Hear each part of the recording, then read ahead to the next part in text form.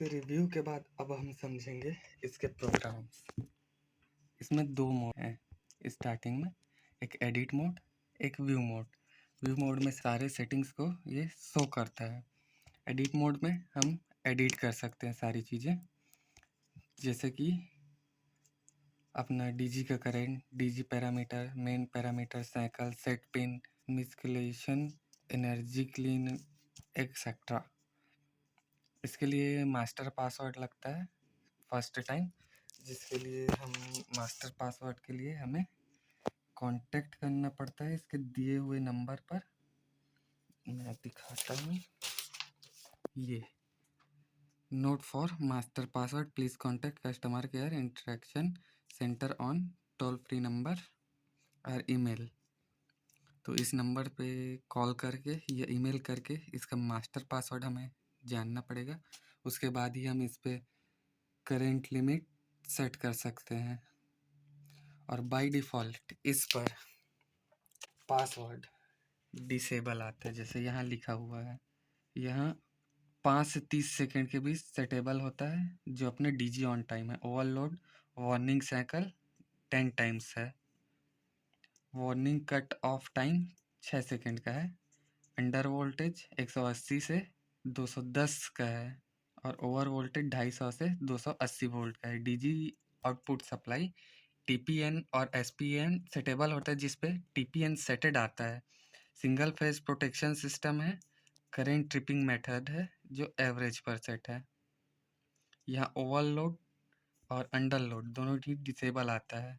यहाँ इस ACCL में जो ये लाइट्स है, main board, DG and trip का, उसका कुछ डिफ़ॉल्ट फंक्शन है। जैसा मेंस हेल्थी हो तो लाइट ऑन रहेगा ईबी का, ग्रीन कलर का, जिस पर ये ऑफ होगा तो ओवरलोड या अंडरलोड कंडीशन होगा एंड बाकी कंडीशंस में ये ब्लिंक करेगा। अब इसके बाद आते हैं सेकंड नंबर डीजी के लाइट पर।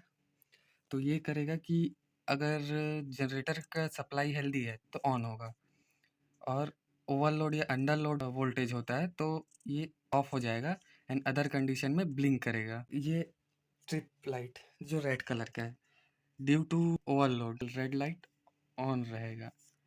ऑफ रहेगा अगर कुछ नहीं होता, अंडरलोड कंडीशन है, प्रॉपर वर्क कर रहा है, तो ये ऑफ रहेगा, ब्लिंक करेगा ओवरलोड वार्निंग के लिए। अगर ये दिए गए व्यू और एडिट मेन्यू अगर समझ नहीं आता तो इसके लिए यूट्यूब पर ऑफिशियल LNT की तरफ से एक वीडियो अवेलेबल है, जिस पर सब एक एक करके अच्छे से बताया गया है। यहाँ जो ये ACCL है वो ऑपरेट करने के लिए सप्लाई आर फेज से लेता है, चाहे ये जनरेटर का हो चाहे ये मेंस का हो, आर फेज से ही सप्लाई लेता है ये ऑपरेट होने के लिए। जैसा कि हम इसको किसी और फेज पे कनेक्ट करते हैं तो ये काम नहीं करेगा। ये देखो, ये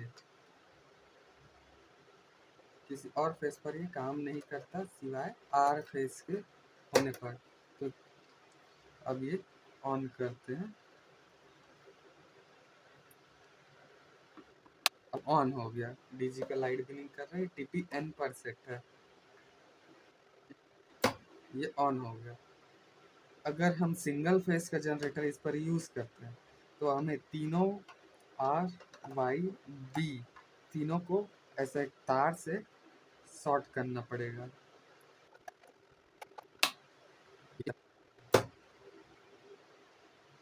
ये इस पर क्लियरली मेंशन है कि अगर 3 फेज पर लगाना है तो कैसे लगाना है और सिंगल फेज पर लगाना है तो किस तरह से लगाना है। और इस पर मैंडेटरी है कि MCB लोड पर, मेंस पर एंड जनरेटर पर तीनों पर लगाया जाए। अगर 3 फेज का जनरेटर है तो 4 पोल MCB, और सिंगल फेज जनरेटर है तो 2 पोल का MCB लगाना ज़रूरी है। पर RYB फेज को तीनों को इस तरह कॉमन करना है, तभी ये प्रॉपर सप्लाई देगा, नहीं तो इन पर भी सप्लाई नहीं आता, चाहे TPN पर सेट हो चाहे SPN पर सेट हो।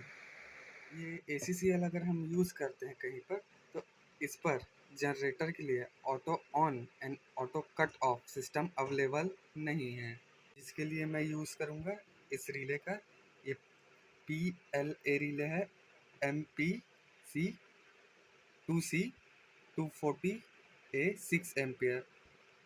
ये 8 पिन रिले है, 240 वोल्ट 220 वोल्ट में। DP DT रिले, जिसका यूज़ हम जनरेटर या डीजी को कट ऑफ करने के लिए यूज़ करेंगे। इसका एक्सपेक्टेड ईयर जो लाइफ स्पैन, इसका एक्सपेक्टेड लाइफ स्पैन है 5 साल या 40,000 घंटे। जो ये रिले का जो कॉइल है, जो है कॉइल का पिन नंबर 2N7 नंबर, यहाँ से ये 7 एंड ये 2, जिस पर हम कनेक्ट करेंगे फेस और न्यूट्रल, और वो फेस न्यूट्रल को यहाँ मेंस पर R और N पर कनेक्ट करेंगे, जिससे मेन सप्लाई आने पर ये रिले ऑपरेट होगा और ये जनरेटर को कट ऑफ कर देगा। जनरेटर का कट ऑफ पॉइंट लगेगा एक यहाँ कॉमन पर 1 नंबर और 8 नंबर में, और दूसरी साइड लगेगा 3 नंबर और 6 नंबर में, जिसमें अपना 1 नंबर और 8 नंबर कॉमन पॉइंट है, और 3 और 6 नंबर ये नॉर्मली क्लोज है, और 4 और 5 नॉर्मली ऑन है इस पर। तो ये वायरिंग में प्रैक्टिकल करके दिखाता हूँ। जैसे कि ये कनेक्शन हो गया, अब ऑन करते हैं इसको। ये जैसे ही मेंस ऑन होगा, यह रिले ऑन हो जाएगा और नॉर्मली ऑन कंडीशन में चला जाएगा, जिससे जनरेटर बंद हो जाएगा और ये वापस मेंस में शिफ्ट कर लेगा।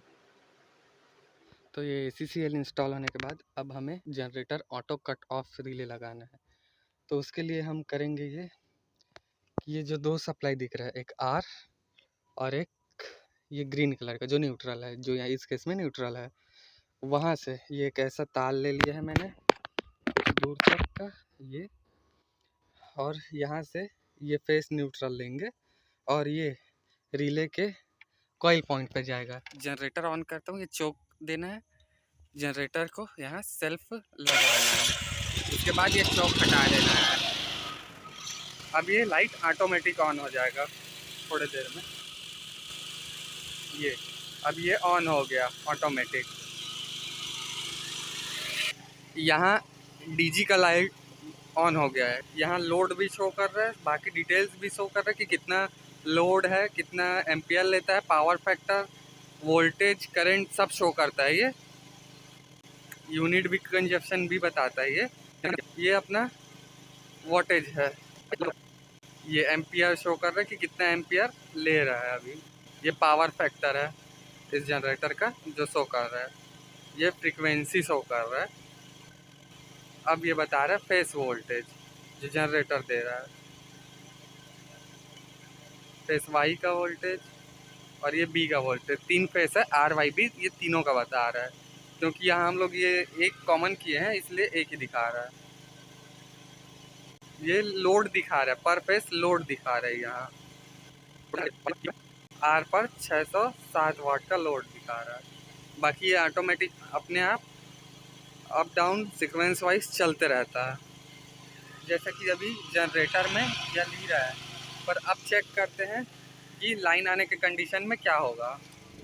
देखो लाइन आते ही ये रिले ऑन हो गया, ये डीजी बंद हो गया और इलेक्ट्रिसिटी बोर्ड से ऑन हो गया।